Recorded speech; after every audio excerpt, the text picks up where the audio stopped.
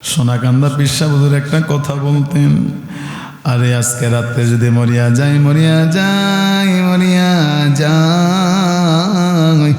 কালকে সকালে আমার গোসল হইয়া যাবে।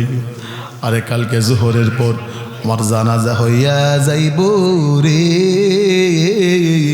কালকে এমন সময় আমি অন্ধকার কবরের বাসিন্দা হইয়া যাব। আরে জীবনে কত গোসল দিলাম পুকুরে ডুবাইয়া,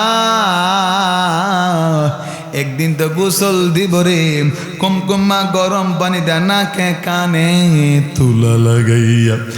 যার যার আমল তার কবর, কথা বলুন ঠিক কিনা?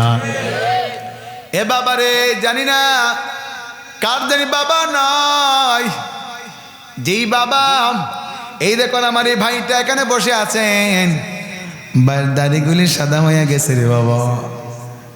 যে দাড়িগুলি সাদা হইছে রে, সাদা দাড়ি জীবনে কোনোদিন আর কালো হবে না, হবে না, হবে না। এ যুবক, কি মনে করছো রে যুবক?